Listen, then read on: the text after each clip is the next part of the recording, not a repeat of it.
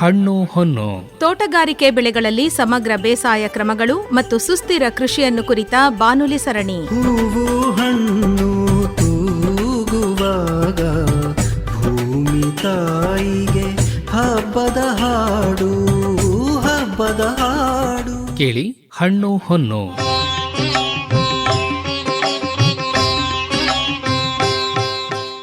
ರೈತ ಬಾಂಧವರೇ, ಇವತ್ತಿನ ಹಣ್ಣು ಹೊನ್ನು ಬಾನುಲಿ ಸರಣಿಯಲ್ಲಿ ಲಕ್ಷ್ಮಣ ಫಲದ ಬೇಸಾಯ ಹಾಗೂ ಮೌಲ್ಯವರ್ಧನೆ ಕುರಿತ ಸಂವಾದವಿದೆ. ಭಾಗವಹಿಸುತ್ತಾರೆ ಮೈಸೂರು ತಾಲೂಕು ಯಲಚನಹಳ್ಳಿಯ ತೋಟಗಾರಿಕಾ ಮಹಾವಿದ್ಯಾಲಯದ ಸಹ ಪ್ರಾಧ್ಯಾಪಕರಾದ ಡಾಕ್ಟರ್ ಎಚ್.ಬಿ. ರಶ್ಮಿ ಹಾಗೂ ಕೆಆರ್ ನಗರ taluk ಗಂಧನಹಳ್ಳಿಯ K. Prabodh.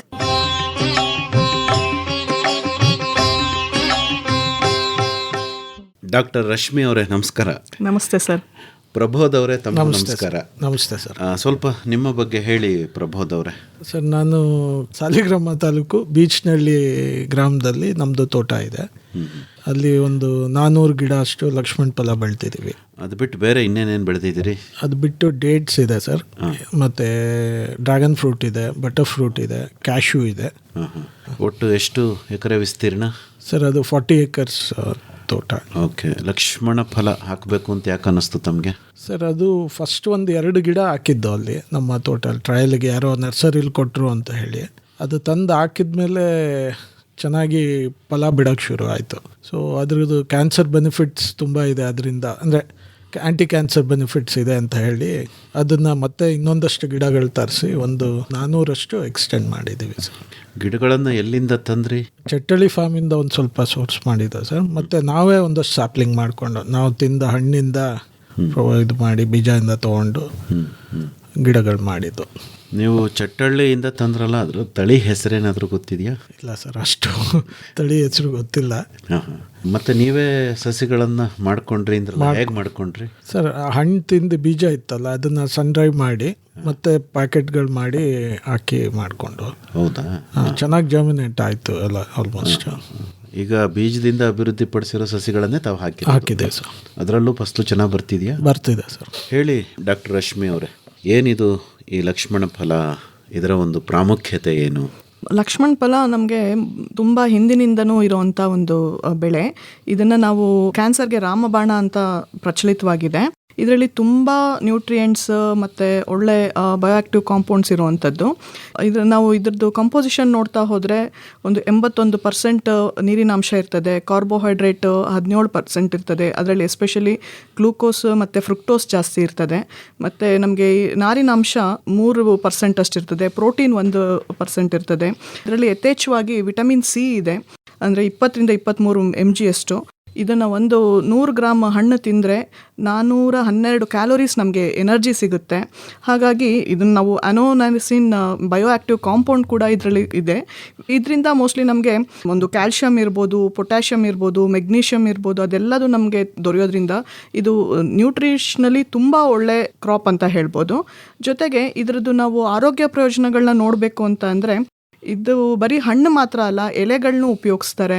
Traditional medicine ಅಂತ ನಾವೇನು ಹೇಳ್ತೀವಿ, ಹೂವು ಅಥವಾ ಮೊಗ್ಗನ್ನು ಇದರಲ್ಲಿ ಉಪಯೋಗಿಸ್ತಾರೆ. ನಾವು ಇದರಲ್ಲಿ ನಮಗೆ ಈ ಹೆಲ್ತ್ ಬೆನಿಫಿಟ್ಸ್ನ ನಾವು ವ್ಯಾಲಿಡೇಟ್ ಮಾಡಿರೋವಂಥದ್ದು ಏನಂದರೆ, ಎಲೆಗಳನ್ನ ಉಪಯೋಗಿಸಿ ಸ್ತನ ಕ್ಯಾನ್ಸರ್ ಏನಿದೆ ಅದಕ್ಕೆ ಕೂಡ ಅದನ್ನು ಒಂದು ಇದಾಗಿ ಉಪಯೋಗಿಸ್ತಾರೆ. ಕೆಮ್ಮು ಅಥವಾ ಜ್ವರ ಅಥವಾ ಹೊಟ್ಟೆ ಉರಿ, ಬೇದಿ ಅವೆಲ್ಲ ಇರೋವಂಥದ್ರಲ್ಲಿ ಹೂವು ಮತ್ತು ಮೊಗ್ಗುಗಳನ್ನ ಉಪಯೋಗಿಸ್ತಾರೆ, ಅದು ಟ್ರೆಡಿಷ್ನಲ್ ಮೆಡಿಸಿನ್ಸಲ್ಲಿ. ಹಾಗೆ ನಾವು ಹಣ್ಣಿನ ಸಾರವನ್ನು ನೋಡಿದ್ರೆ ಲಿವರ್ ಕ್ಯಾನ್ಸರ್ ಇರ್ಬೋದು ಅಥವಾ ಬ್ರೆಸ್ಟ್ ಕ್ಯಾನ್ಸರ್ ಇರ್ಬೋದು, ಅದಕ್ಕೋಸ್ಕರ ಉಪಯೋಗಿಸುವಂಥದ್ದು ಇದೆ. ಮತ್ತು ಕೀಮೋಥೆರಪಿ ಔಷಧಿಗಳಲ್ಲಿ ಕೂಡ ಇದನ್ನು ಒಂದು ಇಂಪಾರ್ಟೆಂಟ್ ಕಾನ್ಸ್ಟಿಟ್ಯೂಯೆಂಟ್ ಆಗಿ ಯೂಸ್ ಮಾಡ್ತಾರೆ. ನಾನು ಯಾಕೆ ಇಲ್ಲಿ ಬರೀ ಹಣ್ಣು ಮಾತ್ರ ಹೇಳ್ತಾ ಇಲ್ಲ, ಎಲೆಗಳಲ್ಲೂ ಎಸೆನ್ಷಿಯಲ್ ಆಯಿಲ್ ತುಂಬ ಇರೋದ್ರಿಂದ ಎಸೆನ್ಷಿಯಲ್ ಆಯಿಲ್ ಕೂಡ ನಾವು ಎಕ್ಸ್ಟ್ರಾಕ್ಟ್ ಮಾಡ್ಕೋಬೋದು. ನಂತರ ನಮಗೆ ಈ ಹಣ್ಣನ್ನು ನಾವು ಪ್ರತಿನಿತ್ಯ ತಿನ್ನುವುದರಿಂದ ನಮ್ಮಲ್ಲಿ ರೋಗ ನಿರೋಧಕ ಶಕ್ತಿ ಹೆಚ್ಚಾಗುತ್ತೆ. ಜೊತೆಗೆ ಇನ್ಫ್ಲಮೇಷನ್ ಅಂತ ಕೈ ಕಾಲೆಲ್ಲ ಊತ ಅದು ಕಡಿಮೆ ಆಗುತ್ತೆ. ಜೀರ್ಣಶಕ್ತಿ ಇದಾಗುತ್ತೆ. ಮಕ್ಕಳಿಗೆ ತುಂಬ ಒಂದು ನಾವು ಬಾಳೆಹಣ್ಣ ಹೇಗೆ ಕೊಡ್ತೀವಿ ಹಾಗೆ ಹಣ್ಣಿನ ಮಿಲ್ಕ್ ಶೇಕ್ ಕೂಡ ಮಾಡಿ ಕೊಡೋದ್ರಿಂದ ಅವ್ರಿಗೆ ಒಂದು ಎನರ್ಜಿ ಡೆನ್ಸಿಟಿನೂ ಇರ್ತದೆ. ಜೊತೆಗೆ ಈವನ್ ಈ ಹಣ್ಣು ತುಂಬ ಏನು ಸಕ್ಕರೆ ಅಂಶ ಇಲ್ಲದಿರೋದ್ರಿಂದ ನಮಗೆ ಬ್ಲಡ್ ಶುಗರ್ ಮೇಂಟೈನ್ ಕೂಡ ಆಗುತ್ತೆ. ಡಯಾಬಿಟಿಕ್ ಪೇಷಂಟ್ಸ್ಗಳಿಗೂ ಕೂಡ ಇದು ಒಳ್ಳೆ ಹಣ್ಣು. ಜೊತೆಗೆ ಹೈಪರ್ ಟೆನ್ಷನ್ ಇರೋವಂಥವ್ರಿಗೂ ಕೂಡ ಇದು ಹತೋಟಿಯಲ್ಲಿ ಇಡುವಂಥದ್ದೇ ಅನ್ನೋದೊಂದು ಇದಾಗಿದೆ. ಎಸ್ಪೆಷಲಿ ಹೃದಯ ಸಂಬಂಧಿ ರೋಗಗಳಿರುವಂಥವ್ರಿಗೆ ಈ ಹಣ್ಣನ್ನು ನಾವು ಬಳಸ್ಬೋದು ಅಂತ ಹೇಳಿ ವೈದ್ಯರು ಹೇಳ್ತಾರೆ. ಸೊ ಇಷ್ಟೆಲ್ಲ ಆರೋಗ್ಯ ನಮಗೆ ಉಪಯೋಗಗಳಿರೋದ್ರ ಜೊತೆಗೆ ಮತ್ತು ಇಷ್ಟೊಂದು ನ್ಯೂಟ್ರಿಯೆಂಟ್ಸ್ ಇರೋದ್ರಿಂದ ನಾವು ಈ ಹಣ್ಣನ್ನು ನಾವು ದಿನನಿತ್ಯ ತಿನ್ನೋ ಹಾಗೆ ಆಗಬೇಕು ಅನ್ನೋದು ನಂದು. ಇದಕ್ಕೆ ಬೇರೆ ಇನ್ನೇನಾದ್ರು ಹೆಸರಿದೆಯಾ ಲಕ್ಷ್ಮಣ ಫಲಕ್ಕೆ? ಲಕ್ಷ್ಮಣ ಫಲಕ್ಕೆ ಮುಳ್ಳು ರಾಮಫಲ ಅಂತಲೂ ಹೇಳ್ತಾರೆ. ಸೊ ಇದನ್ನು ಸೋರ್ ಸೂಪ್ ಅಂತೇಳಿ ಇಂಗ್ಲೀಷಲ್ಲಿ ಕರೀತಾರೆ. ಸೊ ಇದು ಹಣ್ಣು ಎಲೆ ಎಲ್ಲದ್ರಲ್ಲೂ ನ್ಯೂಟ್ರಿಯೆಂಟ್ಸ್ ಇರೋದ್ರಿಂದ ಬಹಳ ಉಪಯೋಗ ಆಗುವಂಥದ್ದು ಸರ್. ಈ ಸೀತಾಫಲ, ರಾಮಫಲ, ಹನುಮಾನ ಫಲ, ಲಕ್ಷ್ಮಣ ಫಲ ಇವೆಲ್ಲ ಬಹಳ ಕನ್ಫ್ಯೂಸಿಂಗು ಮೇಡಮ್. ಹೌದು ಸರ್. ಎಷ್ಟು ಥರ ಇರಬಹುದು ಈ ಫಲಗಳಲ್ಲಿ? ಇದೆಲ್ಲ ಒಂದೇ ಫ್ಯಾಮಿಲಿಗೆ ಇರುವಂಥದ್ದು ಸರ್. ಈ ಥರ ನಮ್ಮಲ್ಲಿ ಒಂದು 7-8 ಥರದ್ದು ಹಣ್ಣುಗಳು, ಸೀತಾಫಲ ಇರ್ಬೋದು. ಸೀತಾಫಲ ನಮಗೆ ಮಾರ್ಕೆಟಲ್ಲಿ ನಾವು ನೋಡಿದ್ದೀವಿ ಮತ್ತು ಯಥೇಚ್ಛವಾಗಿ ಸಿಗೋವಂಥದ್ದು. ಅದೇ ರೀತಿ ಇದರಲ್ಲೇ ವಿಧ ವಿಧ ಥರದ್ದು ಹಣ್ಣುಗಳು. ಮತ್ತು ಇದನ್ನು ನಾವು ಯೂಶಲಿ ಇದ್ರದ್ದು ಪಲ್ಪ್ ಏನಿದೆ ಅದರಲ್ಲಿ ನಾವು ಈ ಜಾತಿಯ ಹಣ್ಣುಗಳನ್ನು ಐಸ್ ಕ್ರೀಮ್ ಇಂಡಸ್ಟ್ರಿಯಲ್ಲಿ ತುಂಬ ಉಪಯೋಗಿಸ್ತಾರೆ. ಪಲ್ಪ್ ತುಂಬ ಚೆನ್ನಾಗಿರುತ್ತೆ. ಮತ್ತು ಇದನ್ನು ನಾವು ಮಿಲ್ಕ್ ಶೇಕ್ ಆಗಿ ಮಾಡಿಕೊಂಡು ಕುಡಿಬೋದು ಅಥವಾ ಫ್ರೂಟ್ ಜ್ಯೂಸ್ ಆಗಿ ಮಾಡಿ ಕುಡಿಬೋದು. ಮತ್ತೇನಂತ ಅಂದರೆ ಈ ನಮ್ಮ ಲಕ್ಷ್ಮಣ ಫಲ ಆಲ್ಮೋಸ್ಟ್ ಒಂದು 800 ಗ್ರಾಮಿಂದ 1 kg ಅಷ್ಟು ದೊಡ್ಡದಾಗಿ ಬೆಳೆಯುವಂಥದ್ದು. ಮೇಲ್ಗಡೆ ಮುಳ್ಳು ಮುಳ್ಳು ಇರ್ತದೆ. ಅದನ್ನು ನಾವು ಹಣ್ಣು ಆದಮೇಲೆ ತುಂಬ ದಿನ ಇಡೋಕ್ಕಾಗೋದಿಲ್ಲ. ಒಂದು ದಿನ 2 ದಿನ ಇಡ್ಬೋದು. ಅದು ಒಳಗಡೆ ಇದಾಗ್ಬಿಡುತ್ತೆ, ತುಂಬ ತಿರುಳು ಎಲ್ಲ ಇದಾಗುತ್ತೆ. ಸೊ ಹಾಗಾಗಿ ಇದರದ್ದು ನಾವು ಮೌಲ್ಯವರ್ಧನೆ ಮಾಡೋದು ತುಂಬ ಇಂಪಾರ್ಟೆಂಟ್ ಆಗುತ್ತೆ ಸರ್. ಡಾಕ್ಟ್ರೆ, ಈಗ ಸೀತಾಫಲ ಇದೆ ಅಲ್ವೇ? ರಾಮಫಲನೂ ಇದೆಯಾ? ರಾಮಫಲನೂ ಇದೆ ಸರ್ ಅಲ್ವಾ? ಈಗ ಹನುಮಾನ ಫಲ ಅಂತಾರಲ್ಲ, ಅದು ಇದೆಯಾ ಅಥವಾ ಅದನ್ನು ಲಕ್ಷ್ಮಣ ಫಲಕ್ಕೆ ಹನುಮಾನ ಫಲ ಅಂತ ಹೇಳ್ತಾರೆ, ಹೇಗೆ ಸರ್? ಅದು ಲಕ್ಷ್ಮಣ ಫಲನ್ನು ಹನುಮಾನ್ ಫಲ ಅಂತ ಹೇಳ್ತಾರೆ. ಬಟ್ ಇದು ಆ್ಯಕ್ಚುಲಿ ನಾವು ಸೋರ್ ಸೂಪ್ ಅನ್ನೋದು ಲಕ್ಷ್ಮಣ ಫಲ, ಮುಳ್ಳು ರಾಮ್ ಫಲ ಅಂತ ಹೇಳ್ತೀವಿ. ಓಕೆ, ಆಗಲಿ. ಈಗ ಇದರಲ್ಲಿ ತಳಿಗಳಿಲ್ವೇ? ತಳಿಗಳು ಇಲ್ಲ ಸರ್, ಇದೊಂದೇ ಇರೋದು. ಅದೇ, ಇದರಲ್ಲಿ ಯಾವ ವೆರೈಟೀಸು ಏನು ಡೆವಲಪ್ ಆಗಿಲ್ವಾ? ಆಗಿಲ್ಲ ಸರ್. ಓಕೆ, ಅಂದರೆ ಬೀಜದಿಂದಲೇ ಸಸಿಗಳನ್ನು ಅಭಿವೃದ್ಧಿ ಪಡಿಸ್ಬೇಕಾ? ಅದು ಮಾಡ್ತಾರೆ. ಮತ್ತು ಈವನ್ ಏರ್ ಲೇಯರಿಂಗು, ಗ್ರಾಫ್ಟಿಂಗು ಕೂಡ ಮಾಡಿ ಇದು ಮಾಡ್ತಾರೆ ಸರ್. ಅಂದರೆ ನಮಗೆ ಬೇಗ ಈಲ್ಡ್ ಬೇಕು ಅಂತ ಅಂದರೆ ಗ್ರಾಫ್ಟೆಡ್ ಪ್ಲಾಂಟ್ಸ್ ಕೂಡ ಮಾಡ್ಬೋದು ಸರ್. ಓಕೆ, ಈಗ ಪ್ರಬೋಧ್ ಅವರೇ, ತಾವು ಹೇಳಿ, ಈಗ ಸಸಿನ ತಾವು ತಂದ್ರಲ್ಲ? ಹಾಂ ಸರ್. ಏನು ಧಾರಣೆ ಕೊಟ್ರಿ ಮತ್ತು ಎಷ್ಟು ವಯಸ್ಸಿನ ಸಸಿಯನ್ನು ತಂದ್ರಿ? ಅದು ಮೋಸ್ಟ್ಲಿ 1 ವರ್ಷದ ಸಸಿ ಸರ್. 40 ರೂಪಾಯಿನೋ ಇತ್ತು ಅದು ಒಂದು ಗಿಡಕ್ಕೆ. ಇದು ಯಾಕೆ ಅಷ್ಟು ಪ್ರಮೋಟ್ ಆಗ್ತಿಲ್ಲ ಅಂದರೆ ಮಾರ್ಕೆಟ್ ಇಲ್ಲ ಸರ್. ಅಲ್ಲ, ಬೇಸಾಯದ ಬಗ್ಗೆ ಮಾತಾಡೋಣ ಬಿಡಿ, ಮಾರ್ಕೆಟ್ ಮೇಲೆ ಆಮೇಲೆ ಮಾತಾಡೋಣ. ಈಗ ನೀವು ಸಸಿ ತಂದ್ರಲ್ಲ, ಇದನ್ನ ಪ್ರತ್ಯೇಕವಾಗಿ ಹಾಕ್ಕೊಂಡ್ರ ಅಥವಾ ಬೇರೆ ತೋಟದ ಒಳಗಡೆ ಮಧ್ಯದಲ್ಲಿ ಇದನ್ನ ಹಾಕಿಲ್ಲ? ಇಲ್ಲ ಸರ್, ಅಲ್ಲಿ ನಮ್ಮ ತೋಟದ ಮನೆ ಮುಂದೆ ಹಾಕಿದ್ದ 1-2 ಗಿಡನ.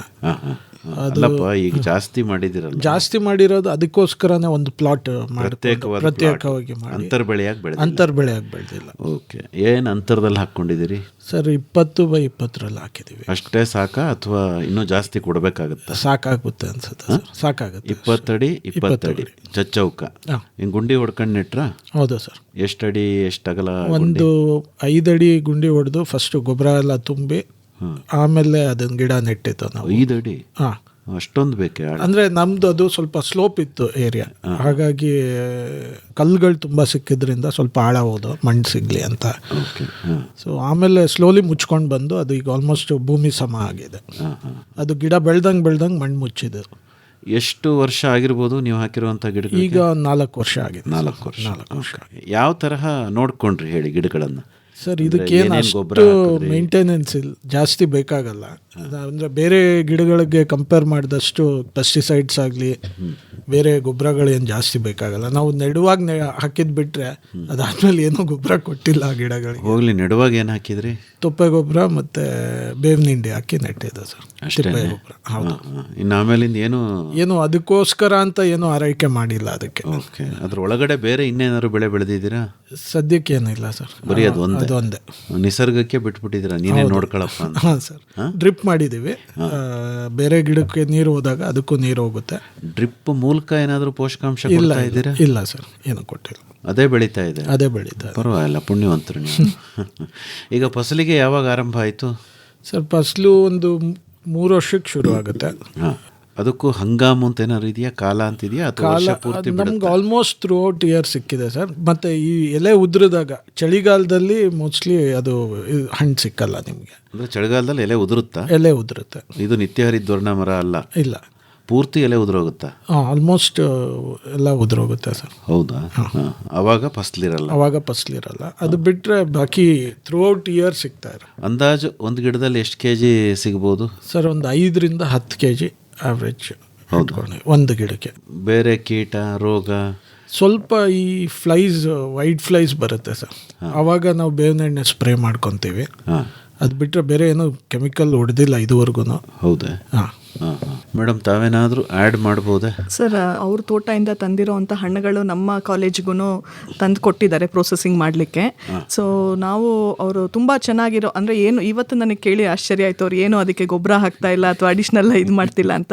ಅಷ್ಟು ದಪ್ಪ ಅಂದರೆ 800 ಗ್ರಾಮಿಂದ 1 kg ಅಷ್ಟು ವೆಯ್ಟ್ ಬರೋವಂಥದ್ದು ಒಂದೊಂದು ಹಣ್ಣು ಇರ್ತದೆ. ಅಂದರೆ ಆ ಹಣ್ಣು ನಾವು ಕಟಾವಿಗೆ ಬಂದಾಗ, ಅಂದರೆ ಒಂದು ಹೂವು ಬಿಟ್ಟ ಒಂದು 130 ದಿನಗಳಲ್ಲಿ ಹಣ್ಣು ನಮಗೆ ಇದು ಹಾರ್ವೆಸ್ಟಿಗೆ ಬರ್ತದೆ. ಅದನ್ನು ನಾವು ಹಾಗೆ ಎಳಿಬಾರ್ದು. ಹಣ್ಣು ಬರುವಾಗ ಅದನ್ನೊಂದು ಚಾಕೋಲಿ, ಶಾರ್ಪ್ ಚಾಕೋಲಿ 1 ಇಂದ 1.5 ಸೆಂಟಿಮೀಟರ್ ಅಷ್ಟು ಕಟ್ ಮಾಡಿ ಅದನ್ನು ತೆಗಿಬೇಕಾಗುತ್ತೆ. ಯಾಕಂದರೆ ಹೇಳಿದ್ರೆ ಅದು ತುಂಬ ಇದಾಗಿರ್ತದೆ. ಆಮೇಲೆ ಅದ್ರ ಮೇಲೆ ಕೆಲವೊಂದ್ಸಲ ಮಿಲಿಬಗ್ಸ್ ಅಂತ ಒಂದು ಬಿಳಿ ಇದಿರೋದಿರ್ತದೆ. ಅದನ್ನು ಕ್ಲೀನ್ ತೊಳೆದು ಅದನ್ನು ಡ್ರೈ ಮಾಡೋಕ್ಕೆ ಬಿಟ್ಟು ನಂತರ ನಾವು ಹಣ್ಣಾಗಕ್ಕೆ ಬಿಡ್ಬೋದು ಅದನ್ನು.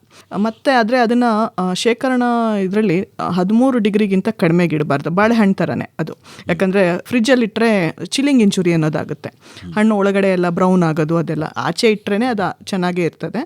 ಮತ್ತು ನಾವು ಅದನ್ನು ಕ್ಲೀನ್ ಮಾಡಿ, ಅಂದರೆ ಈಗ ಅಕಸ್ಮಾತ್ ನಾವು ಎಕ್ಸ್ಪೋರ್ಟ್ ಮಾಡ್ತೀವಿ ಇನ್ ಫ್ಯೂಚರ್ ಅಂತ ಹೇಳ್ಕೊಂಡ್ರೆ, ಕ್ಲೀನ್ ಮಾಡಬೇಕು ಅಂತಂದರೆ ಸ್ಯಾನಿಟೈಸಿಂಗ್ ನಾವು ಕೆಮಿಕಲ್ ಏನಾರು ಯೂಸ್ ಮಾಡಬೇಕು ಅಂದ್ರೂ ಒಂದು 50ರಿಂದ 100 ppm ಕ್ಲೋರಿನ್ ಯುಕ್ತ ನೀರಿನಲ್ಲಿ ನಾವು ಅದನ್ನ ವಾಶ್ ಮಾಡಬೇಕಾಗತ್ತೆ. ಯಾಕಂದರೆ ಫ್ಯೂಚರ್ ಏನೋ ಪೋಸ್ಟ್ ಹಾರ್ವೆಸ್ಟ್ ಡಿಸೀಸಸ್ ಬರಬಾರ್ದು, ರೋಗಗಳಾಗಬಾರ್ದು, ಅಥವಾ ಇರೋದನ್ನು ಕಂಟ್ರೋಲ್ ಮಾಡ್ಕೋಬೇಕು ಅಂತ ಕ್ಲೀನ್ ಮಾಡೋ ಹಾಗೆ. ಅದಾದಮೇಲೆ ಅದನ್ನು ನಾವು ಒಂದು ಪ್ಯಾಕಿಂಗ್ ಮಾಡಿಕೊಂಡು ನಾವು ಕಳಿಸ್ತೀವಿ ಅಂತ ಅಂದರೆ ಒಂದು ಕಾರ್ಟೂನ್ ಬಾಕ್ಸ್ಗಳಲ್ಲಿ, ಒಂದು 10 kg ಬಾಕ್ಸಲ್ಲಿ ಮಧ್ಯದಲ್ಲಿ ಕುಷನಿಂಗ್ ಮೆಟೀರಿಯಲಿ ನಾವು ಹುಲ್ಲು ಹಾಕಿರ್ಬೋದು ಅಥವಾ ಪೇಪರ್ ಕಟ್ಟಿಂಗ್ಸ್ ಹಾಕಿ ಆ ಥರ ಪ್ಯಾಕ್ ಮಾಡಿಬಿಟ್ಟು ನಾವು ಅದನ್ನು ನೀಟಾಗಿ ಸ್ಟೋರ್ ಮಾಡಿ, ಅಂದರೆ ಕೋಲ್ಡ್ ಸ್ಟೋರೇಜ್ ಅಂದ್ರೂ 13 ಡಿಗ್ರಿಗಿಂತ ಮೇಲೆ ನಾವು ಸ್ಟೋರ್ ಮಾಡಬೇಕಾಗತ್ತೆ. ಅದನ್ನು ಮಾಡಿ ನಾವು ಕಳಿಸ್ಕೊಡ್ಬೋದು. ಅದಾದರೆ ನಾವಿಲ್ಲ ಅದು ಅಷ್ಟೊತ್ತಿಗೆ ನಾವು ಅಂದರೆ ಹಣ್ಣು ಆಗಿಬಿಟ್ಟಿದೆ, ಏನೇನು ಪ್ರಾಡಕ್ಟ್ಸ್ ಮಾಡಬೇಕು ಅಂತ ಹೇಳಿದ್ರೆ ಇವರು ಪ್ರಬೋಧ್ ಅವರು ಪೌಡರ್ಸ್ ಮಾಡಿದ್ದಾರೆ. ಅದನ್ನು ಅವರೇ ಹೇಳ್ತಾರೆ ಹೇಗೆ ಮಾಡಿದ್ವಿ ಅಂತೇಳಿ, ಮತ್ತು ಮಾರ್ಕೆಟಿಂಗು ಮಾಡಿದ್ದಾರೆ ಅದನ್ನು ಪ್ರಾಡಕ್ಟ್. ಸೊ ಈಗ ಹಣ್ಣು ಬರುತ್ತಲ್ರಪ್ಪ, ಅದನ್ನು ಹೇಗೆ ಕಟಾವು ಮಾಡ್ತೀರಿ? ಅಲ್ಲಿಂದ ಶುರು ಮಾಡ್ಕೊಳ್ಳೋಣ ಸರ್. ಅದು ಈಗ ಫಸ್ಟು ಹೂವಾಗಿ ಕಾಯಿ ಆಗುತ್ತಲ್ಲ, ಕಾಯಾಗಿ ಹಣ್ಣಾಗಕ್ಕೆ ಎಷ್ಟು ಅವಧಿ ತಗೊಳುತ್ತೆ? ಒಂದು 3 months ಬೇಕಾಗುತ್ತೆ. 3 ತಿಂಗಳು. ಓಕೆ. ಆ ಕಟಾವನ್ನು ಹೇಗೆ ನಿರ್ಧಾರ ಮಾಡ್ತೀರಿ? ಯಾವ ಹಂತದಲ್ಲಿ ಕತ್ತರಿಸ್ಬೇಕು ಅನ್ನೋದನ್ನ? ಅದು ಸ್ವಲ್ಪ ಯೆಲ್ಲೋಯಿಶ್ ಆಗಕ್ಕೆ ಶುರು ಆಗುತ್ತೆ ಸರ್. ಹಣ್ಣು ಗ್ರೀನಿಂದ ಸ್ವಲ್ಪ ಯೆಲ್ಲೋಯಿಶ್ ಆದಾಗ ಕಟ್ ಮಾಡುತ್ತೀವಿ. ಮೇಡಮ್ ಹೇಳ್ದಂಗೆ ಮೇಲ್ಗಡೆ ಒಂದಷ್ಟು ತುದಿ ಬಿಟ್ಟು ಕಟ್ ಮಾಡ್ತೀವಿ. ತುದಿ ಬಿಟ್ಟು ಕಟ್ ಮಾಡಿ ಎಳ್ಕೊಳ್ಳಲ್ಲ ಹಣ್ಣನ್ನು? ಇಲ್ಲ, ಎಳೆದ್ರೆ ಆಲ್ಮೋಸ್ಟ್ ಒಂದೊಂದ್ಸರಿ ಕೊಂಬೆನೂ ಬಂದ್ಬಿಡೋ ಚಾನ್ಸಸ್ ಇರುತ್ತೆ. ಓಕೆ. ಸೊ ಕಟ್ ಮಾಡಿ ಅದನ್ನು ಪಲ್ಪೆಲ್ಲ ತೆಗೆದು, ನಮ್ಮ ಹತ್ರ ಒಂದು ಸನ್ ಡ್ರೈಯರ್ ಇದೆ. ಸನ್ ಡ್ರೈಯರ್? ಸೋಲಾರ್ ಸನ್ ಡ್ರೈಯರ್. ಅದರಲ್ಲಿ ಹಾಕಿ ಸ್ವಲ್ಪ ಡ್ರೈ ಮಾಡಿ ಆಮೇಲೆ ಮಿಕ್ಸಿಲಿ ಪೌಡರ್ ಮಾಡಿ ಅದನ್ನು ಪ್ಯಾಕೆಟ್ ಮಾಡಿ ಮಾರಾಟ ಮಾಡ್ತಾ ಇದ್ದೀವಿ ಸರ್. ಅದ್ರ ಒಳಗಡೆ ಬೀಜ ಇರಲ್ವಾ? ಬೀಜ ತೆಗಿತೀವಿ ಸರ್. ಬೀಜ ತೆಗೆದು ಆ ಪಲ್ಪನ್ನು ಮಾತ್ರ ಡ್ರೈ ಮಾಡ್ತೀವಿ. ಹೌದಾ? ತುಂಬ ಬೀಜ ಇರುತ್ತಾ ಅಥವಾ ಸ್ವಲ್ಪ ಇರುತ್ತಾ? ಇರುತ್ತೆ ಸರ್, ಸುಮಾರು ಸಿಗುತ್ತೆ. ಒಂದು ಹಣ್ಣಿಗೆ ಒಂದು 30ರಿಂದ 40 ಬೀಜ ಸಿಗುತ್ತೆ. ಬೀಜ ಹೇಗೆ ತೆಗಿತೀರಿ? ಪಲ್ಪಿಂದ? ಕೈಯಿಂದನೇ ಸರ್. ಕೈಯಲ್ಲೇ ಗ್ಲೌಸ್ ಹಾಕಿ ಅದನ್ನು. ಮೇಲ್ಗಡೆ ಸಿಪ್ಪೆನೂ ತೆಗಿತೀರಾ ಅಥವಾ? ಸಿಪ್ಪೆನೂ ತೆಗಿತೀವಿ ಸರ್. ಸಿಪ್ಪೆ ತೆಗಿಯೋದು ಯಾವ ವಿಧಾನ? ಕೈಯಲ್ಲೇನೆ? ಕೈಯಲ್ಲೇನೆ. ಬೀಜ ಮತ್ತು ಸಿಪ್ಪೆ ಎರಡನ್ನೂ ತೆಗಿತೀರಿ? ತಿರುಳನ್ನು ಮಾತ್ರ ಸನ್ ಡ್ರೈ ಮಾಡಿ ಪೌಡರ್ ಮಾಡ್ತೀವಿ. ಎಷ್ಟು ದಿನ ಡ್ರೈ ಮಾಡಬೇಕಾಗತ್ತೆ ಸರ್? ಅದು ಆಲ್ಮೋಸ್ಟ್ ಒಂದು 4 to 5 days ಡ್ರೈ ಮಾಡ್ತೀವಿ. ಪುಡಿ ಮಾಡೋದು ವಿಧಾನ? ಮಿಕ್ಸಿಗೆ ಹಾಕಿ ಪೌಡ್ರ್ ಮಾಡ್ತೀವಿ. ಓಕೆ. ಇದನ್ನು ನೀವೇ ಕಂಡುಹಿಡ್ದಿರೋದಾ? ಇಲ್ಲ, ನಮ್ಮ ಹಾರ್ಟಿಕಲ್ಚರ್ ಕಾಲೇಜ್ ರಶ್ಮಿ ಮೇಡಮ್ ಅವರು ಹೇಳ್ಕೊಟ್ರು ಈ ಥರ ಮಾಡಿ ಅಂತ. ಅಂದರೆ ನಿಮಗೆ ಈ ಹಣ್ಣನ್ನು ನೇರವಾಗಿ ಮಾರಾಟ ಮಾಡೋಕ್ಕೆ ಆಗ್ತಿರ್ಲಿಲ್ಲ? ಟ್ರೈ ಮಾಡಿದೋ ಸರ್, ಬಟ್ ಅಷ್ಟು ಡಿಮ್ಯಾಂಡ್ ಇಲ್ಲ, ತಗೊಳ್ಳಲ್ಲ ಜನ. ಯಾಕೆ ರುಚಿ ಚೆನ್ನಾಗಿರಲ್ವ ಇದ್ರದ್ದು? ಅದು ಹುಳಿ ಇರುತ್ತಲ್ಲ ಸರ್, ಯಾರು ತಿನ್ನಲ್ಲ. ಅದು ಹೆಲ್ತ್ ಬೆನಿಫಿಟ್ಸ್ ಪ್ರಮೋಟ್ ಆದರೆ ಮೋಸ್ಟ್ಲಿ ತಿಂತಾರೆ. ಜನಕ್ಕೆ ಎದುರಿಸ್ಬೇಕು, ಇದನ್ನು ತಿಂದರೆ ಡಯಾಬಿಟಿಕ್ ಹೋಗುತ್ತೆ, ಕ್ಯಾನ್ಸರ್ ಹೋಗುತ್ತೆ ಅಂದಾಗ ತಗೋತಾರೇನೋ. ಅದರ್ವೈಸ್ ಅವರಾಗೆ ಅವರು ಸ್ವಇಚ್ಛೆಯಾಗಿ ಬಂದು ಯಾರೂ ತಗೊಳ್ಳಲ್ಲ ಈ ಹಣ್ಣನ್ನು. ಅಂದರೆ ಹೆದರಿಸಿ ತಿನ್ನಿಸ್ಬೇಕು ಅಂತ ನೀವು ಹೇಳ್ತೀರಿ. ಅದೊಂದು ಮೆಥಡ್ ಆಗೋಗಿದೆ ಈಗ. ಅಂದರೆ ನೀವು ಮಾರಾಟ ಮಾಡೋ ಪ್ರಯತ್ನ ಮಾಡಿದ್ದೀರಿ? ಮಾಡಿದ್ದೀವಿ ಸರ್. ಓಕೆ. ಇದು ಕಿತ್ತ ಮೇಲೆ ತುಂಬ ದಿವಸ ಇಡೋಕ್ಕಾಗಲ್ವಾ? ಆಗಲ್ಲ ಸರ್, ಶೆಲ್ಫ್ ಲೈಫ್ ತುಂಬ ಕಡಿಮೆ. ಎಷ್ಟು ದಿವಸ ಇರುತ್ತೆ? ಒಂದು 2 to 3 days ಸರ್. ಹಣ್ಣು ಹೌದು, ಮೆತ್ತಗಾಗಿ ಹಾಳಾಗಿ ಹೋಗ್ಬಿಡುತ್ತಾ? ಹೌದು ಸರ್. ಓಕೆ ಮೇಡಮ್, ತಾವು ಹೇಳ್ತಿದ್ರಲ್ಲ ರೆಫ್ರಿಜರೇಷನ್ ಅಂತ, ಅದರಲ್ಲಿ ಇಟ್ಟರೆ ಎಷ್ಟು ದಿವಸ ಇಡ್ಬೋದು ಸರ್? ಅದರಲ್ಲಿ ಇಟ್ಟರೆ ಒಂದು 15ರಿಂದ 20 ದಿನ ಇಡ್ಬೋದು. ಬಟ್ ಆದ್ರೂ ತುಂಬ ಹಣ್ಣಾದ್ಮೇಲೆ ಇಡಂಗಿಲ್ಲ ಅದನ್ನು. ಸೊ ಟರ್ನಿಂಗ್ ಸ್ಟೇಜ್ ಇರುತ್ತಲ್ಲ, ಆ ಟೈಮಲ್ಲಿ ಇಟ್ಟರೆ ನಮಗೆ ಚೆನ್ನಾಗಿ ಇದಾಗುತ್ತೆ. ಮುಂಚೆ ಕಟಾವು ಮಾಡಬೇಕಾ? ಅದಕ್ಕೆ ಮುಂಚೆ ಕಟಾವಲ್ಲ, ಅಂದರೆ ತುಂಬ ಸಾಫ್ಟ್ ಆಗಿಬಿಡುತ್ತೆ ಸರ್. ರೈಪನಿಂಗ್ ಚೇಂಜಸ್ ಆದಾಗ ಸಾಫ್ಟ್ ಆದಮೇಲೆ ಈವನ್ ನಮಗೆ ಪ್ರೋಸೆಸಿಂಗ್ ಮಾಡೋದು ತುಂಬ ಕಷ್ಟ ಆಗುತ್ತೆ. ನಾವು ಇವರು ಪೌಡರ್ ಮಾಡ್ತಿರುವಾಗ್ಲೂ ಅಷ್ಟೇ, ತುಂಬ ಹಣ್ಣಾದಾಗ ಅದು ಓಪನ್ ಮಾಡಿದ್ರೆ ಹಾಗೆ ಏನು ಕೈಗೂ ಸಿಗೋದಿಲ್ಲ, ಆ ಥರ ಅಷ್ಟು ಜಾರ್ಕೊಳ್ಳೋ ಅಂಥ ಪಲ್ಪ್ ಇರೋವಂಥದ್ದು. ಅದಕ್ಕೆ ನಾವು ಅದನ್ನು ಸ್ವಲ್ಪ ಪ್ರೀವಿಯಸ್ ಸ್ಟೇಜಲ್ಲಿ ಸ್ಟಾರ್ಚ್ ಟು ಶುಗರ್ ಕನ್ವರ್ಷನ್ ಆಗೋ ಮುಂಚೆನೆ ನಾವು ಅದನ್ನ ಪ್ರೊಸೆಸಿಂಗ್ ಮಾಡ್ತೀವಿ, ಅಂದರೆ ಪೌಡರ್ ಮಾಡ್ಲಿಕ್ಕಾದ್ರೆ. ಈಗ ನೀವೇ ಅಂತೆಲ್ಲ ಹೇಳ್ಕೊಟ್ಟಿರೋದು? ಹೌದು ಸರ್. ಒಂಚೂರು ಹೇಳಿ ಮೇಡಮ್, ಹೇಗೆ ಮಾಡಬೇಕು ಅಂತ. ಸರ್ ಆ್ಯಕ್ಚುಲಿ ಇವರು ಒಂದು 20 kg ಫಸ್ಟ್ ತೊಗೊಂಡು ಬಂದರು, ಹಿಂಗಿದೆ ಮಾರಾಟ ಮಾಡಿದ್ರು. ಮಾಡಿ ಮತ್ತೆ ಅದ್ರ ಮೇಲೆ ಉಳಿದಿರೋದನ್ನ ತೊಗೊಂಡು ಬಂದರು. ಮತ್ತು ಸ್ವಲ್ಪ ಮಿಶ್ಶೇಪನ್ ಫ್ರೂಟ್ಸ್ ಇರ್ತದೆ ಸರ್, ಅಂದರೆ ಕೆಲವು ಮಾರ್ಕೆಟಲ್ಲೂ ಏನಾಗ್ತದೆ, ಚೆನ್ನಾಗಿರೋ ಶೇಪ್ ಇರೋ ಅಂಥ ಹಣ್ಣುಗಳನ್ನೇ ಜನ ತೊಗೊಳ್ಳೋದು, ಉಳಿದಿರೋದು ಸ್ವಲ್ಪ ಸೊಟ್ಟ ಇದ್ರೂ ಅದರಲ್ಲಿ ನ್ಯೂಟ್ರಿಯೆಂಟ್ಸ್ ಅಷ್ಟೇ ಇದ್ರೂ ತೊಗೊಳ್ಳೋದಿಲ್ಲ. ಅದು ನಾವೇನು ಮ್ಯಾನುಫ್ಯಾಕ್ಚರ್ ಮಾಡಿರೋವಂಥ ಹಣ್ಣುಗಳಲ್ಲ ಸರ್, ಅದು ಬೆಳೆದಿರೋ ನೇಚರಲ್ಲಿ ಇರೋವಂಥದ್ದು. ಸೊ ಆವಾಗ ಅಂಥ ಹಣ್ಣುಗಳಿಗೆ ಮಾರ್ಕೆಟ್ ವ್ಯಾಲ್ಯೂ ಕಡಿಮೆ ಆದಾಗ ನಾವು ಪ್ರೊಸೆಸಿಂಗ್ ಮಾಡಲೇಬೇಕಾಗತ್ತೆ. ಹಾಗಾಗಿ ತಂದು ಕೊಟ್ಟಾಗ ನಾವು ಅಂದರೆ ಇವರಿಗೆ ನಾವು ಪಲ್ಪ್ ಕೊಟ್ಟಿದ್ದೀವಿ. ನೀವು ಪೀಲ್ ಬಗ್ಗೆ ಮಾತಾಡ್ತೀರ, ಅದ್ರದ್ದು ಸ್ಕಿನ್ ಕೂಡ ತುಂಬ ಚೆನ್ನಾಗಿ ಪೌಡ್ರ್ ಬರುತ್ತೆ ಅದರಲ್ಲಿ. ನಾವು ಸ್ಕಿನ್ ಕೂಡ ಬಿಸಾಕಲಿಲ್ಲ, ಅದನ್ನು ಪೌಡ್ರ್ ಮಾಡಿದ್ವಿ. ಮತ್ತು ಈಲ್ಡ್ ರಿಕವರಿನೂ ಚೆನ್ನಾಗಿದೆ. ನಾವು ಒಂದು 1 kg ಹಾಕಿದ್ರೆ ಒಂದು 200 ಗ್ರಾಮ್ ನಮಗೆ ಪೌಡ್ರ್ ಸಿಕ್ಕುತ್ತೆ. ಮತ್ತು ಈಗ ಪೌಡ್ರು ನಾವು ಮಾಡ್ಕೊಳ್ಳೋದ್ರಿಂದ ಏನು ಅಂದರೆ, ಈವನ್ ನಾವು ಹೆಲ್ತ್ ಬೆನಿಫಿಟ್ಸ್ಗೆ ದಿನ ಉಪಯೋಗಿಸುವಾಗ ದಿನ ಹಣ್ಣು ತೊಗೊಂಡು ತಿನ್ನೋ ಅಷ್ಟು ನಮ್ಗೆ ಆಗೋದು ಇಲ್ಲ. ಅಥವಾ ಇಟ್ಕೊಂಡು ಅದು ಒಂದ್ಸಲ ದೊಡ್ಡ ಹಣ್ಣು ಕಟ್ ಮಾಡಿದ್ರೆ ಅದನ್ನು ಕಟ್ ಮಾಡಿ ಅರ್ಧ ತಿನ್ಬೋದು, ಅರ್ಧ ಉಳಿಯುತ್ತೆ, ಮತ್ತೆ ವೇಸ್ಟ್ ಆಗುತ್ತೆ, ಜೊತೆಗೆ ನಮ್ಮದು ಆ ಫ್ಲೇವರ್ ಕಾಂಪೊನೆಂಟು ಹೋಗ್ಬಿಡುತ್ತೆ. ಅದ್ರ ಬದಲು ಈ ಥರ ಪೌಡ್ರ್ ಮಾಡಿ ಇಟ್ಕೊಂಡು ದಿನ ಮಕ್ಕಳಿಗೆ ಹಾಲಲ್ಲಿ ಹಾಕ್ಕೊಡೋಕ್ಕಾಗಲಿ, ಅಥವಾ ನಾವೇ ನೀರಲ್ಲಿ ಬೆರೆಸ್ಕೊಂಡು ಕುಡಿಯೋಕ್ಕಾಗಲಿ, ಅಥವಾ ಏನೋ ಒಂದು ಸ್ವೀಟ್ ಮಾಡ್ತೀವಿ, ಖೀರ್ ಮಾಡ್ತೀವಿ, ಅದಕ್ಕೆ ಈ ಪೌಡರ್ನ ಹಾಕ್ಕೋಬೋದು. ಆ ಥರ ಎಲ್ಲ ಮಾಡಬೇಕು ಅಂತಂದರೆ ಈ ಥರ ಹಣ್ಣು ಪೌಡ್ರ್ ಮಾಡಿ ಇಟ್ಕೊಂಡ್ಬಿಟ್ರೆ ಒಳ್ಳೆಯದು. ಸೊ ನಾವು ಅದನ್ನು ಮೊದಲನೇದಾಗಿ ಸ್ವಲ್ಪ ಕಾಯಿರೋ ಹಂಗೆ ಅಂತಂದರೆ ಒಂದು ಬ್ಲ್ಯಾಂಚಿಂಗ್ ಅಂತ ಹೇಳ್ತೀವಿ. ಬಿಸಿ ನೀರಲ್ಲಿ, ಕುದಿಯುತ್ತಿರೋ ಬಿಸಿ ನೀರಲ್ಲಿ ಒಂದು 3 ರಿಂದ 5 ನಿಮಿಷ ಎದ್ದು ತೆಗಿತೀವಿ. ಯಾಕಂದರೆ ಅದರಲ್ಲಿರೋ ಎನ್ಸೈಮ್ಸ್ ಎಲ್ಲ ಡಿಆಕ್ಟಿವೇಟ್ ಆಗುತ್ತೆ. ಅದಾದಮೇಲೆ ಅದನ್ನು ನಾವು ಇವ್ರ ಹತ್ರ ಸೋಲಾರ್ ಡ್ರೈಯರ್ ಇದೆ, ನಮ್ಮ ಹತ್ರ ಒಂದು ಹಾಟ್ ಏರ್ ಓವನ್ ಅಂತ ಹೇಳ್ತೀವಿ, ಒಂದು 50,000 ರಿಂದ 60,000 ಸಿಗುವಂಥ ಒಂದು ಹಾಟ್ ಏರ್ ಓವನ್ ಇರ್ತದೆ. ಅದರಲ್ಲಿ 55 ರಿಂದ 60 ಡಿಗ್ರಿ ಸೆಲ್ಸಿಯಸ್ ಟೆಂಪ್ರೇಚರ್ ಇಟ್ಟು 8 ರಿಂದ 10 ಗಂಟೆಗಳಲ್ಲಿ ನಾವು ಅದನ್ನು ಒಣಗಿಸ್ಬೋದು. ಸಣ್ಣದಾಗಿ ಪೀಸಸ್ ಮಾಡಿ, ನೀವು ಹೇಳ್ದಂಗೆ ನಾವು ಚಾಕುಲೆ ಅದರಲ್ಲಿರೋ ಸೀಡ್ಸ್ಗಳನ್ನೆಲ್ಲ ತೆಗೆದುಬಿಟ್ಟು ಪೀಲ್ನ ಸಪ್ರೇಟ್ ಮಾಡ್ಕೊತೀವಿ. ಪೀಲ್ನ ಸಪ್ರೇಟಾಗಿ ಪೌಡ್ರ್ ಮಾಡ್ಕೊಂಡ್ವಿ, ಆ ಪಲ್ಪ್ನು ಸಪ್ರೇಟಾಗಿ ಮಾಡ್ಕೊಂಡ್ವಿ. ಎರಡೂ ಪೌಡರ್ ಕೊನೆಗೆ ಟೇಸ್ಟ್ ಮಾಡಿದ್ರೆ ಹೆಚ್ಚು ಕಮ್ಮಿ ಒಂದೇ ರೀತಿ ಬರ್ತದೆ. ಮತ್ತು ಅದಕ್ಕೆ ಸ್ವಲ್ಪ ನಾವು ಏನು ಮಾಡಬೇಕು ಅಂದರೆ ಇಮಿಡಿಯೇಟ್ ಮಾಡಬೇಕು. ಇವತ್ತು ಕಟ್ ಮಾಡಿ ನಾಳೆ ಡ್ರೈ ಮಾಡೋದಲ್ಲ, ಇಮಿಡಿಯೇಟ್ ಈ ಪ್ರೋಸೆಸ್ಸಲ್ಲೇ ಆದಮೇಲೆ ನಮಗೆ ಒಂದು ತುಂಬ ಚೆನ್ನಾಗಿ ಚಾಕ್ಲೇಟ್ ಲೈಟ್ ಬ್ರೌನ್ ಕಲರ್ ಇದಾಗೂ ಬರುತ್ತೆ, ಮತ್ತು ಕ್ರೀಮ್ ಕಲರ್ ಪೌಡರ್ ಬರುತ್ತೆ. ಸೀಡ್ಸ್ನ ಮಾತ್ರ ನಾವು ಅದು ಮಿಕ್ಸ್ ಆಗಬಾರ್ದು. ಸೀಡ್ಸಲ್ಲಿ ಕೆಲವೊಂದು ಅಂದರೆ ಅದನ್ನು ನಾವು ಉಪಯೋಗಿಸ್ಕೋಬಾರ್ದು ಊಟಕ್ಕೆ, ಹಾಗಾಗಿ ಆ ಸೀಡ್ಸ್ ಬೆರಿಬಾರ್ದು, ಅದನ್ನು ನಾವು ನೋಡಬೇಕಾಗುತ್ತೆ. ಅದೊಂದು ಸ್ವಲ್ಪ ಕಷ್ಟದ ಕೆಲಸ, ಕಟ್ ಮಾಡಿ ಆ ಸೀಡ್ಸ್ನ ತೆಗೆದುಬಿಟ್ಟು ಇದು ಮಾಡುವಂಥದ್ದು. ಸೊ ಈಗ ಇದು ಪೌಡರ್ ಮಾಡಿದ್ಮೇಲೆ ನಾವು ಅದನ್ನು ನೀಟಾಗಿ ಏರ್ಟೈಟ್ ಬಾಕ್ಸಸಲ್ಲಿ ಪ್ಯಾಕ್ ಮಾಡಬೇಕು, ಅದು ಇಂಪಾರ್ಟೆಂಟ್. ಇಲ್ಲ ಅಂತ ಅಂದರೆ ಸ್ವಲ್ಪ ದಿವಸ ಗಾಳಿ ಅದು ಗಟ್ಟಿ ಕ್ಲಂಪ್ಸ್ ಥರ ಆಗೋಗ್ಬಿಡುತ್ತೆ, ಅದನ್ನು ಮಾಡಬೇಕಾಗುತ್ತೆ. ಮತ್ತು ಬೆಲೆ ತುಂಬ ಚೆನ್ನಾಗಿ ಸಿಗುತ್ತೆ ಸರ್. ಆ ರೇಟು ಇವರೇ ಹೇಳ್ತಾರೆ, ನೀವು ಎಷ್ಟಕ್ಕೆ ಮಾರಿದ್ದಾರೆ ಅವರು ಅಂತೇಳಿ ಹೇಳ್ಬಿಡಿ ಪ್ರಬೋದ್ ಅವರೇ. ಸರ್ ನಾವು 200 ರೂಪಾಯಿಗೆ ಮಾರ್ತಾ ಇದ್ದೀವಿ. ಏನು 1/4 kg ಪೌಡರ್? ಪರವಾಗಿಲ್ಲ. ಹಾಂ, ಪೌಡ್ರಲ್ಲಿ ಏನು ಮಾಡ್ಬೋದು ಅಂತೀರಿ ಸರ್?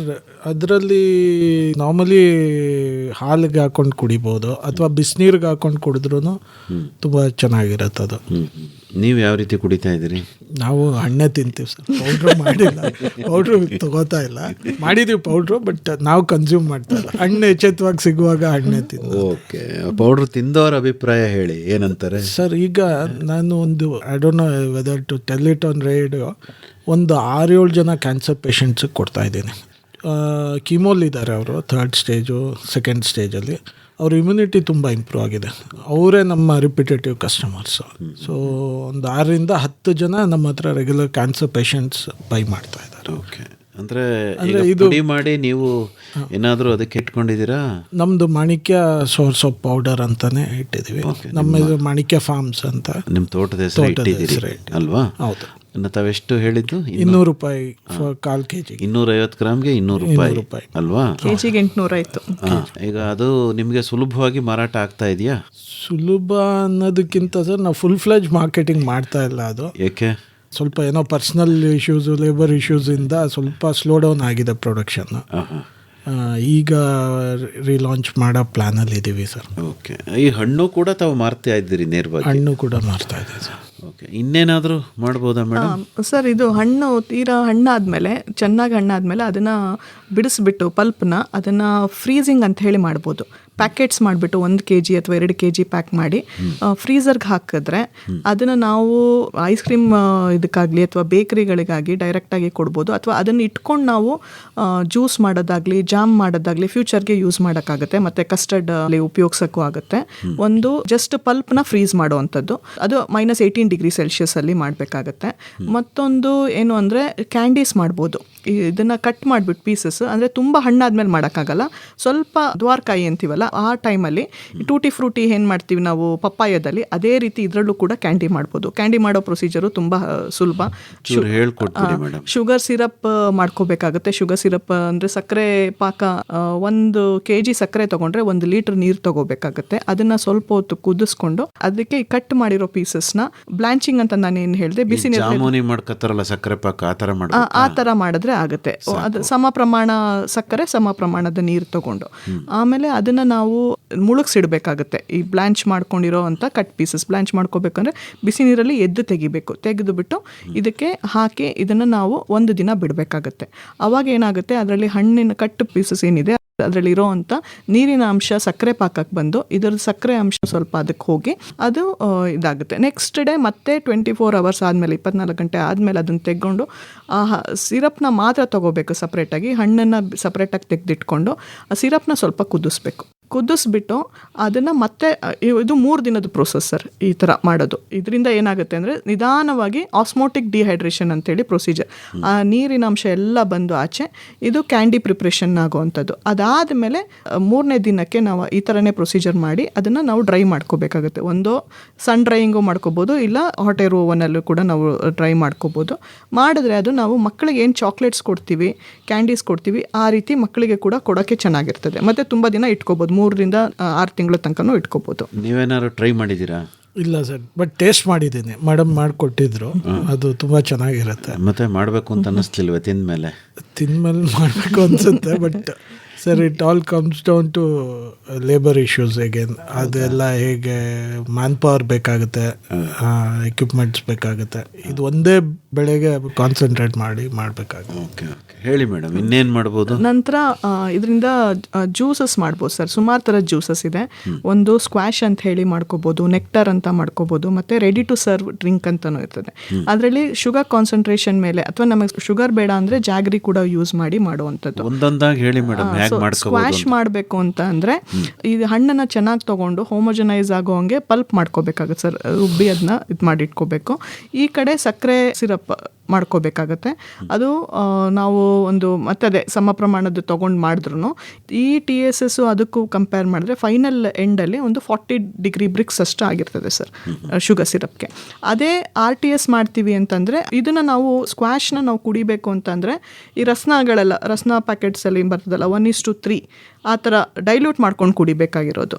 ಇದನ್ನು ಇಟ್ಟುಬಿಟ್ಟು ನಾವು ಯಾವಾಗ ಬೇಕಾವಾಗ 1 ಬಾಟಲ್ ಈ ಥರ ಸ್ಕ್ವಾಶ್ ಇದ್ದರೆ 3 ಬಾಟಲ್ ನೀರು ಹಾಕಿ ನಾವು ಡ್ರಿಂಕ್ ಮಾಡಿ ಕೊಡ್ಬೋದು. ಇದೊಂದು ಸ್ಕ್ವಾಶ್ ಹಾಗೆ ಹೊರಗಡೆ ಇಟ್ಕೋಬೋದಾ ಅಥವಾ ರೆಫ್ರಿಜರೇಟರ್ ಇಡಬೇಕಾಗುತ್ತೆ? ಇಟ್ಕೋಬೋದು ಸರ್, ಯಾಕಂದರೆ ಇದರಲ್ಲಿ ನಾವು ಪರ್ಮಿಸಬಲ್ ಫುಡ್ ಪ್ರಿಸರ್ವೇಟಿವ್ ಹಾಕೋಬೋದು ನಾವು ಇದರಲ್ಲಿ.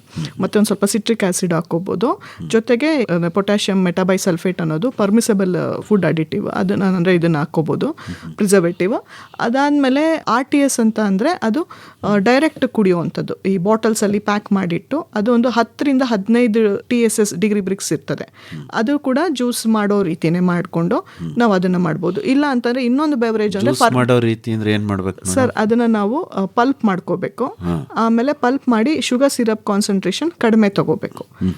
ಸೊ ತಗೊಂಡು ಅದಕ್ಕೆ final end TSS 10 degree BRICS ಬರ್ತದೆ. ಅಷ್ಟು ನಾವು ಮಾಡಿ ಬಾಟಲ್ ಮಾಡಿ ಮತ್ತೆ ಪ್ಯಾಶ್ಚರೈಸ್ಡ್ ಬಾಟಲಲ್ಲಿ ಹಾಕಿ ಸೀಲ್ ಮಾಡಿ ಇಡುವಂಥದ್ದು. ಸೊ ಅದಕ್ಕೂ ರೆಫ್ರಿಜರೇಷನ್ ಬೇಡ. ರೆಫ್ರಿಜರೇಷನ್ ನಾವು ಇಟ್ಟು ಕುಡಿದ್ರೂ ಆಗುತ್ತೆ ಸರ್. ಇದಕ್ಕೆ ನಾವು ಮಿನಿಮಮ್ ಪ್ರಿಸರ್ವೇಟಿವ್ ಹಾಕ್ಬೋದು. ಅದಾದ ಮೇಲೆ ನಾವು ಇದರಲ್ಲಿ ಇನ್ನೊಂದು ಫರ್ಮೆಂಟೆಡ್ ಡ್ರಿಂಕ್ ಅಂತ ಅಂದರೆ ಬೆವರೇಜ್ ಅಂತ ಅಂದರೆ ವೈನ್ ಕೂಡ ಮಾಡ್ಬೋದು ಸರ್. ವೈನ್ ನಾವು ಯೂಶಲಿ ಎಲ್ಲ ಹಣ್ಣುಗಳಲ್ಲೂ ಮಾಡ್ತೀವಿ. ವೈನ್ ಅಂದರೆ ಗ್ರೇಪ್ಸಲ್ಲಿ ಮಾಡುವಂಥದ್ದು. ಫ್ರೂಟ್ ತೊಗೊಂಡ್ರೆ ಸೋರ್ ಸೂಪ್ ವೈನ್ ಅಂತ ಹೇಳುವಂಥದ್ದು. ಈ ಪಲ್ಪ್ನ ತೊಗೊಂಡು ಪಲ್ಪ್ಗೆ ಸ್ಯಾಕ್ರೋಮೈಸಿಸ್ ಸರ್ವೇಸಿಯೆ ಅಂತ ಈಸ್ಟ್ ಸಿಗುತ್ತೆ, ಅದನ್ನು ಹಾಕಿ ಬೇಕಾದರೆ ಸಕ್ಕರೆ ಬೇಕಾದ್ರೆ ಅಡಿಷ್ನಲ್ ಆಗಿ ಹಾಕ್ಕೋಬೋದು. ಹಾಕಿ ಅದನ್ನು ಫರ್ಮೆಂಟ್ ಮಾಡೋಕ್ಕೆ ಬಿಡಬೇಕು. ಫರ್ಮೆಂಟ್ ಮಾಡೋಕ್ಕೆ ಬಿಟ್ಟಾಗ 3 ದಿನದಲ್ಲಿ ಅದು ಎಲ್ಲ ಹಣ್ಣಿನ ತಿರುಳು ಎಲ್ಲ ಫರ್ಮೆಂಟ್ ಆಗಿ ಅದು ಮೇಲ್ಗಡೆಗೆ ಬರ್ತದೆ ಸರ್. ಅಂದರೆ ಅದು ಪ್ರೊಸೀಜರ್ ಆಗ್ತಾ ಇದೆ ಅಂತೇಳಿ, ಫರ್ಮೆಂಟೇಷನ್ ಆಗ್ತಾ ಇದೆ.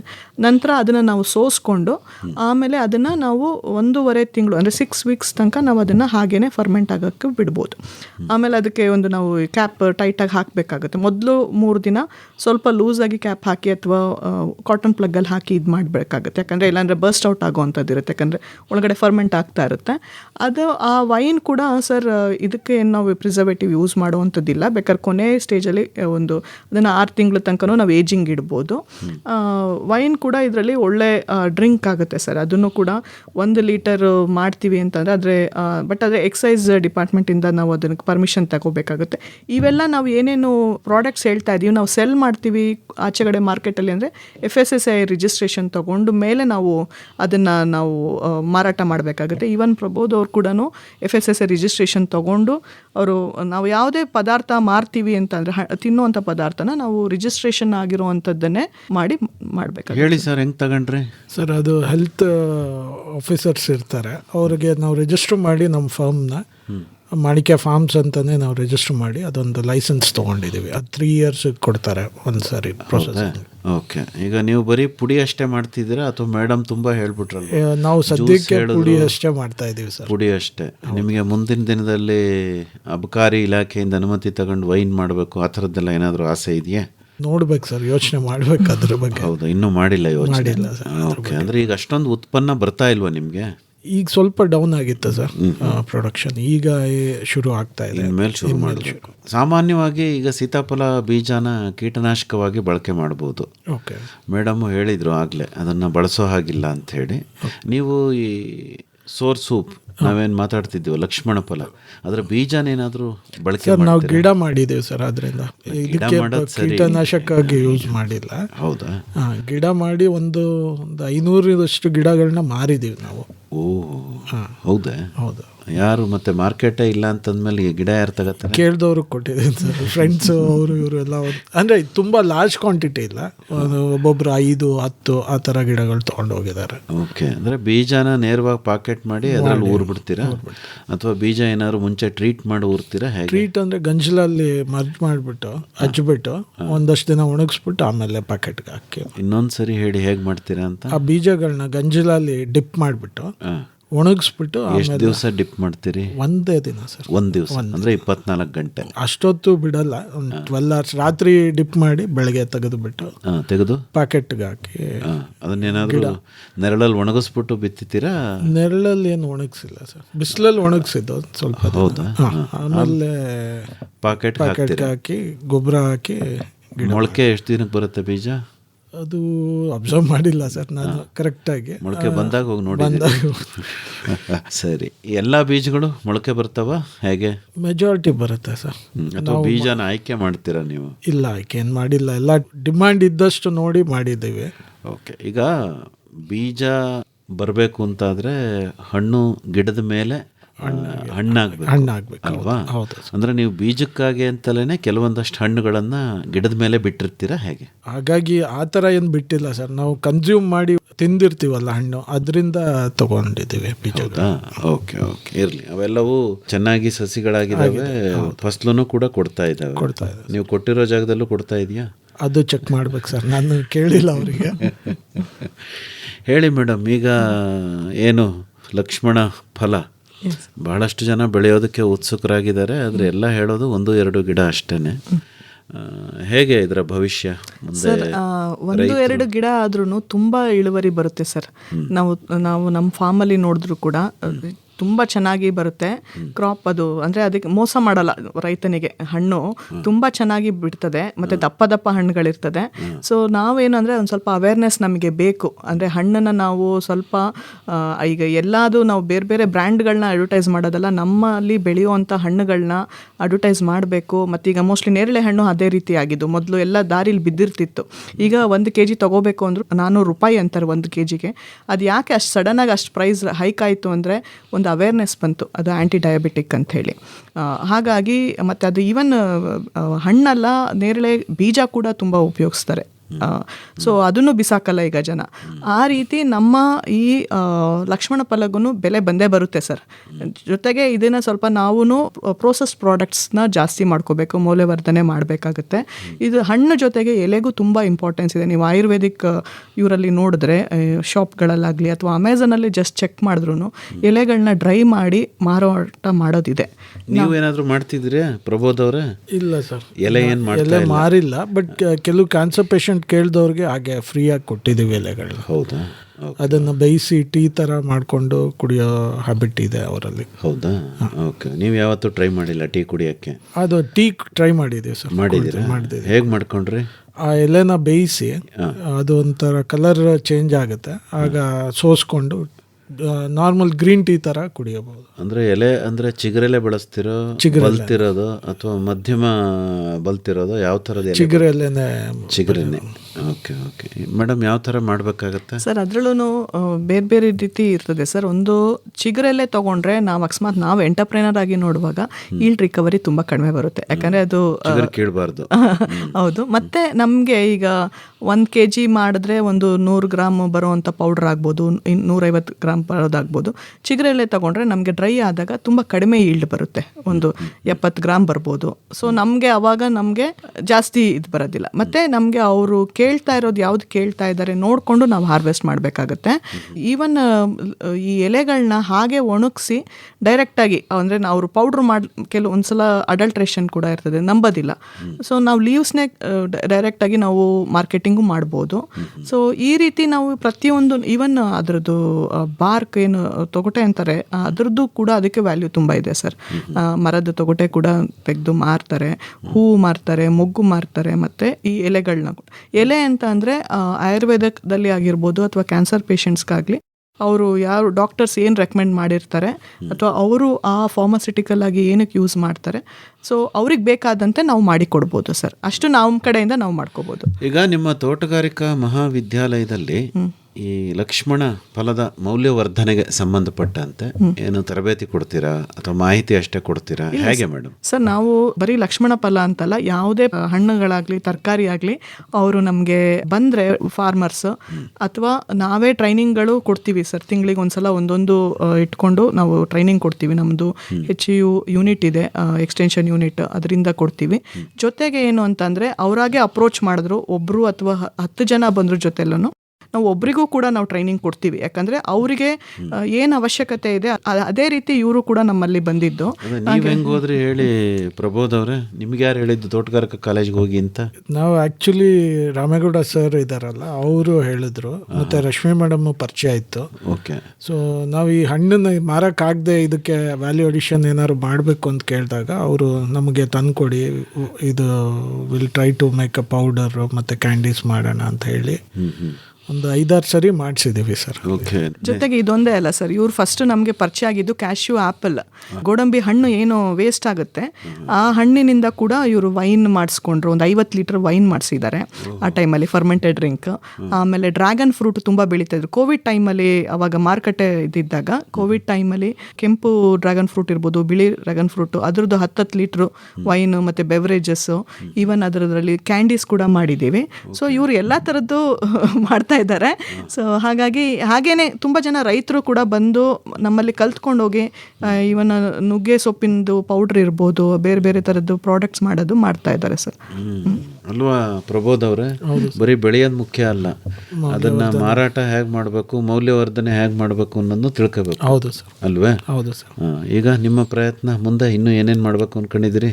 ಸರ್, ಈಗ ಸೌರ್ ಸೊಪ್ಪುದು ಸ್ವಲ್ಪ ಈಲ್ಡ್ ಕಡಿಮೆ ಆಗಿದ್ದರಿಂದ ನಿಲ್ಲಿಸಿದ್ದು. ಈಗ ಅದು ಪೌಡ್ರದ್ದು ಎಕ್ಸ್ಟೆನ್ಸಿವ್ ಆಗಿ ಮಾಡಬೇಕು ಅಂತ ಪ್ಲಾನ್ ಮಾಡ್ತಾ ಇದ್ದೀವಿ. ಅದಲ್ಲದೆ ಆಗ್ರೋ ಟೂರಿಸಮ್ದು ಒಂದು ಸ್ವಲ್ಪ ಯೋಚನೆ ಮಾಡ್ತಾ ಇದ್ದೀವಿ. ಆಲೋಚನೆ ಇದೆ. ಹೌದು ಸರ್. ಓಕೆ ಮೇಡಮ್, ಅಂತಿಮವಾಗಿ ಏನಾದ್ರು ಹೇಳಕ್ಕೆ ಇಷ್ಟಪಡ್ತೀರಾ? ನಾನು ರೈತರಲ್ಲಿ ಏನು ಹೇಳ್ತೀನಿ ಅಂದರೆ, ನೀವು ಯಾವುದೇ ಬೆಳೆ ಬೆಳೀರಿ ಅದ್ರ ಬಗ್ಗೆ ತಿಳ್ಕೊಂಡು ಬೆಳಿಬೇಕು.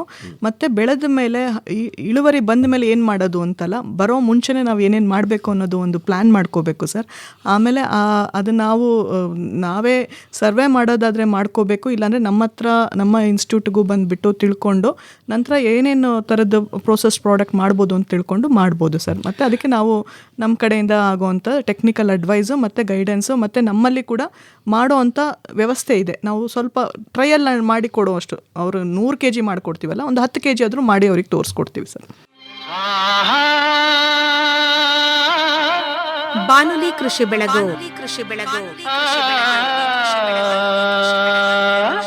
ಮೈಸೂರು ಆಕಾಶವಾಣಿಯ ಕೃಷಿರಂಗ ಕಿಸಾನ್ ವಾಣಿ ವಿಭಾಗದ ಹೆಮ್ಮೆಯ ಕಾರ್ಯಕ್ರಮ ಇದೇ ತಿಂಗಳ 27ನೇ ತಾರೀಕು ಸೋಮವಾರ ಬೆಳಗ್ಗೆ 10 ಗಂಟೆಗೆ ಮೈಸೂರು ತಾಲೂಕು ವರುಣಾ ಹೋಬಳಿ ವರಕೋಡು ಗ್ರಾಮದ ಡಿಟಿ ಪ್ರಕಾಶ್ ಮತ್ತು ಅವರ ಮಗಳು ಅನುಪಮಾ ಗೌತಮ್ ಅವರ ತಪೋವನ ತೋಟದಲ್ಲಿ. ನಾನು ಡಿಟಿ ಪ್ರಕಾಶ್. ನಾನು ಅನುಪಮಾ ಗೌತಮ್.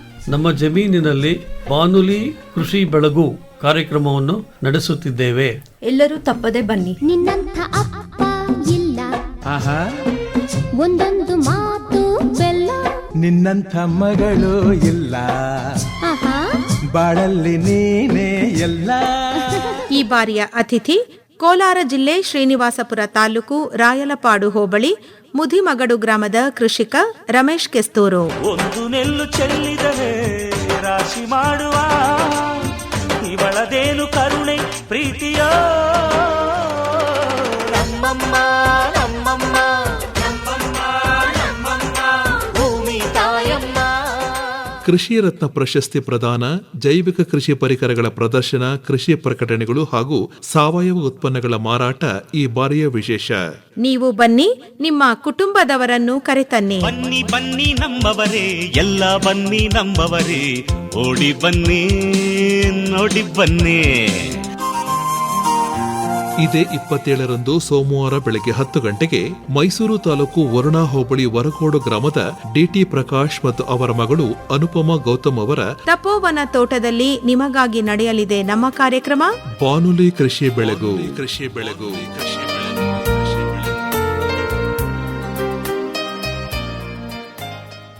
ಹೆಚ್ಚಿನ ಮಾಹಿತಿಗೆ ತಮ್ಮನ್ನೇ ನೇರವಾಗಿ ಸಂಪರ್ಕ ಮಾಡಬೇಕು ಅಂತಾದರೆ ಡಾಕ್ಟರ್ ರಶ್ಮಿ ಅವರೇ, ಸಂಪರ್ಕಕ್ಕಾಗಿ ತಮ್ಮ ಮೊಬೈಲ್ ಸಂಖ್ಯೆ ಕನ್ನಡದಲ್ಲಿ ಹೇಳ್ಬೋದಾ? 8197272946 ಸರ್. ಇನ್ನೊಂದು ಸರಿ ಹೇಳಿ ಮೇಡಮ್. 8197272946 ಸರ್. ಇನ್ನೂ ಒಂದು ಸರಿ ಹೇಳ್ಬಿಡಿ. 8197272946 ಸರ್. ತಮ್ಮದು ಪ್ರಬೋಧ್ ಅವರೇ? ನಂದು 98865657577.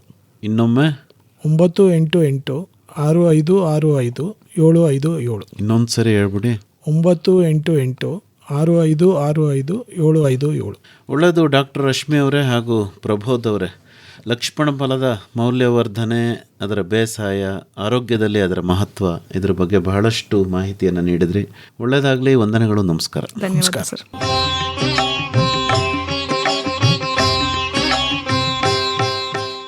ಲಕ್ಷ್ಮಣ ಫಲದ ಬೇಸಾಯ ಹಾಗೂ ಮೌಲ್ಯವರ್ಧನೆ ಕುರಿತ ಸಂವಾದದಲ್ಲಿ ಇದುವರೆಗೆ ಭಾಗವಹಿಸಿದ್ದವರು ಮೈಸೂರು ತಾಲೂಕು ಯಲಚನಹಳ್ಳಿಯ ತೋಟಗಾರಿಕಾ ಮಹಾವಿದ್ಯಾಲಯದ ಸಹ ಪ್ರಾಧ್ಯಾಪಕರಾದ ಡಾಕ್ಟರ್ HB ರಶ್ಮಿ ಹಾಗೂ KR ನಗರ ತಾಲೂಕು ಗಂಧನಹಳ್ಳಿಯ K ಪ್ರಬೋಧ್. ಬರುವ ವಾರ ತೋಟಗಾರಿಕಾ ಬೆಳೆಗಳಲ್ಲಿ ಜಂತುಹುಳು ಹಾಗೂ ಬಸವನ ಹುಳುಗಳ ನಿವಾರಣೆ ಮತ್ತು ನಿರ್ವಹಣೆ ಕುರಿತ ಸಂವಾದವಿದೆ. ಭಾಗವಹಿಸುತ್ತಾರೆ ಅರಸೀಕೆರೆಯ ತೋಟಗಾರಿಕೆ ಸಂಶೋಧನೆ ಹಾಗೂ ವಿಸ್ತರಣಾ ಕೇಂದ್ರದ ವಿಜ್ಞಾನಿ ಡಾಕ್ಟರ್ GK ಸುದರ್ಶನ್ ಹಾಗೂ ಮೈಸೂರು ತಾಲೂಕು ಯಲಚನಹಳ್ಳಿಯ ತೋಟಗಾರಿಕಾ ಮಹಾವಿದ್ಯಾಲಯದ ವಿಜ್ಞಾನಿ ಡಾಕ್ಟರ್ GK ರಾಮೇಗೌಡ.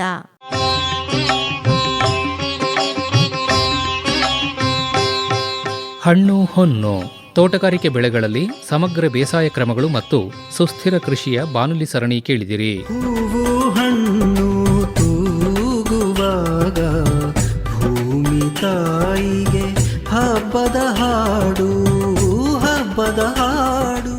ಸಹಯೋಗ ತೋಟಗಾರಿಕೆ ಮಹಾವಿದ್ಯಾಲಯ ಮೈಸೂರು ಮತ್ತು ತೋಟಗಾರಿಕೆ ಇಲಾಖೆ ಮೈಸೂರು. ತೋರಣದ ತಳಿರಲ್ಲಿ ಹೊಸಿಲ ಹಣತೆಗಳಲ್ಲಿ ಬಾಣ ಬಿರುಸುಗಳಲ್ಲಿ ನಲಿವು ಮೂಡಿ. ನೆರವು ಆರ್ ಲೋಕೇಶ್ವರಿ. ನಿರ್ಮಾಣ ಎನ್ ಕೇಶವಮೂರ್ತಿ. ಹಣ್ಣು ಹೊನ್ನು